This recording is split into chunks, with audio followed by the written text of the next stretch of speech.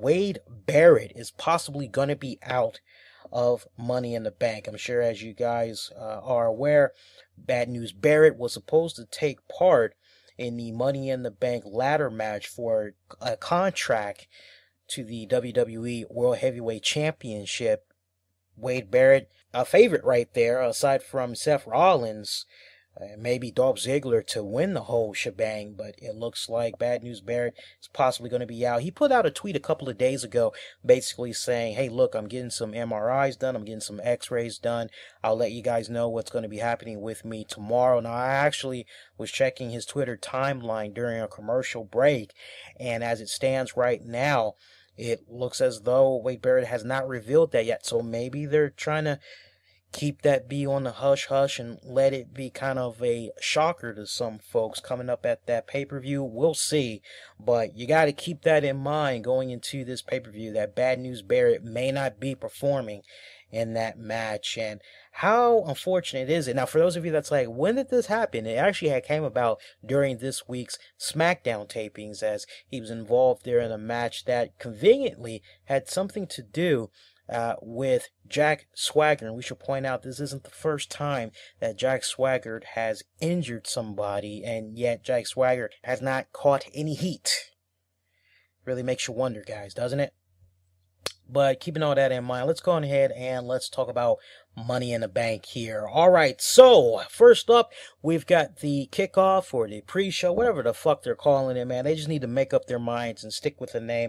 Daniel Bryan is going to be on the pre-show. I'm sure he's probably going to be talking about, you know, him being stripped of the WWE World Heavyweight Championship. You know, I'm very curious to see how this segment is going to be playing out. I would think that maybe, just to make things interesting, I would love to see Daniel Bryan come out and him basically say, hey, I was never properly stripped of the WWE World Heavyweight Championship. What all had went down a couple of weeks back, I was set up. Stephanie and Triple H, they had sent me to wherever. I went to some city, some town where they said the next show was going to be. Turns out it wasn't there. They did not get in contact with my agent to let me know what was up. I'm curious to see if they're going to go that route, because if they do go that route, I think what would be really kick-ass is if we saw maybe a cameo by Stephanie Triple H, and they basically were standing there with security to basically escort Daniel Bryan off of the premises there in Boston. I think that would be freaking badass, man. I'm really hoping that actually that's what happens. That way they can kind of stretch it out going into the rest of the pay-per-view and setting up next several weeks of WWE programming, as I'm really kind of getting the impression that they're probably going to be using Sunday not only to help boost the pay-per-view sales, but they're going to use the opportunity to go on ahead and plant the seeds in there for a Daniel Bryan return to in-ring action. And we should note that the next WWE pay-per-view that's going to be coming up is going to be Battleground. And the way it's looking right now, that's not going to be happening at least for almost another month. It's happening in Florida, July 20th. So just want to give you guys a heads up. Be prepared to maybe see something along those lines of Daniel Bryan. For WWE to not go that route, I would be a little bit shocked. Biggie Langston is going to be taking on Alexander Rusev. It's going to be a one-on-one match where it's going to be the USA. It's going to be Russia getting it on for Testify. God. Okay, so basically, we've got Apollo Creed taking on the Russian from Rocky IV. This should be a pretty damn good matchup, right? I actually do not care about this matchup. I got Alexander Rusev picking up the victory right there. I'm just not really invested into this. Stone Cold Steve Austin, he can tell me till he's blue in the face, I actually like Rusev. I think that son of a bitch is going to be going somewhere. Tell you what. No, I'm sorry. I'm just not really. I like Biggie Langston. Great man. I'm hoping we'll see some nice little high-flying spots. But I got Rusev picking up the victory right there. Summer Rae is going to be taking on Layla. Fandango is going to be acting as the special guest referee. Another match that I really do not care for. I just don't. If I have to pick one, though, man, I'm gonna go with Layla. I'm honestly gonna go with Layla. I think Layla. That's a tricky one. That is a tricky one. Oh, man. It looks so clear cut, but it could end. I don't know, guys. That's a tricky one. I'm gonna stick with Layla, though. Ryback, Curtis Axel, Ryback taking on Goldust, Stardust, tag team match, the debut of the Freaks, the Gold Freaks at that. Come on, man. How can you bet against Goldust and Stardust? They've jobbed to Ryback, so past several weeks now. They gotta come back out on top now. Goldust and Stardust for the victory. I see Paige retaining the championship over Naomi, although I think it would be phenomenon if Naomi walked out as the Divas champion. We talked about this at great length as far as what's going on with Paige. If you guys don't know what we're talking about, you really need to scoop up our previous episodes on the downloads and definitely our talk of Paige on YouTube to really understand why I'm kind of feeling as though a new Divas champion is needed right now. Maybe I'll see if I can maybe pull up the excerpt or do a little compilation of everything that we've been saying about Paige thus far and really help you guys out more. But in either case, I see Paige retaining the championship. Let's talk about the Money in the Bank ladder match for WWE World Heavyweight Championship contract. I mean, as it stands right now, you got Bad News Barrett taking on Dean Ambrose, Dolph Ziggler, Jack Swagger, Kofi Kingston, Rob Van Dam, Seth Rollins.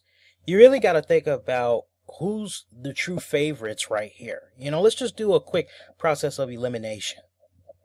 It's not going to be Jack Swagger. It's not going to be Kofi Kingston. Those guys are great utility workers. We really need to home in on Seth Rollins. Oh, and by the way, it's definitely not going to be Rob Van Dam. I don't know if I've already stressed that. It's definitely not going to be Rob Van Dam. So you 420 guys, get that out your head right now. All right, so that leaves us with Dean Ambrose, Bad News Barrett, Dolph Ziggler, Seth Rollins. If it is really true that Dolph Ziggler is kind of a little bit in the doghouse with WWE because of the past concussions that he's got, boy, I tell you, the promo that he cut on Main Event this week, it really made me want to root Dolph Ziggler on. It really did. I just can't get behind Dolph Ziggler right now. I think he's gonna be a future champion if he can stay healthy long enough, stay out of trouble, but I don't see him getting the job done at Money in the Bank. I just don't. So let's eliminate him. That leaves Bad News Barrett, Dean Ambrose, Seth Rollins. Bad News Barrett had got that injury on SmackDown. At this point, he legitimately got injured. We don't know if he's going to be needing some MRIs or some more MRIs and x-rays done. We don't really know his true condition right now. I think just the fact that he's getting x-rays and MRIs done right now, he may be able to perform in some type of a capacity, but I don't think WWE is going to go with him. There may have been a point where maybe they would have gone with him, but I don't see that happening right now. I just don't. Let's eliminate Bad News Barrett. That leaves us with Dean Ambrose and Seth Rollins. Honestly, Triple H dubbed Seth Rollins the future of the business. And I mean, they've got themselves a new CM Punk in the making right here if they do this right. And I think Seth Rollins, contrary to how some people may feel about Seth Rollins, at least as far as his mic work goes, some may feel that he's not quite ready, he's not quite up there yet. On the contrary, I think he's been coming along quite well. Contract is going to be good for a year. Honestly, if WWE doesn't like the direction that Seth Rollins is going in about 6 to 8 months, they can definitely have him be in a match where he is putting that contract on the line and instead it goes to somebody else, maybe to Dean Ambrose.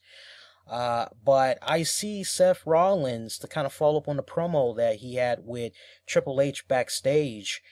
Short exchange of words that he had. I need Dean Ambrose in front of me. I need him there in front of me at all times. I want to rub it in his face when I grab that Money in the Bank contract for a shot at the championship. I think that's exactly what we're going to be seeing. I got Seth Rollins for the victory. Wyatt family, Luke Harper, Eric Rowan. I see them becoming the new tag team champions. It's about time. It's about damn time to see some new tag champions get crowned. I'd be a little bit perplexed if WWE did not pull the trigger.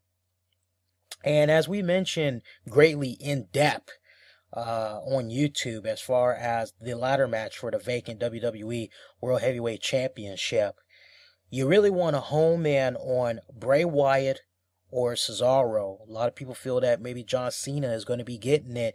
WWE may be getting that feedback, and they may be hearing that as well, and they may be looking to do a serious swerve on the fans. I'm really hoping that WWE will step out of that comfort zone and go with those two guys. But I will tell you this, something to leave you guys hanging with.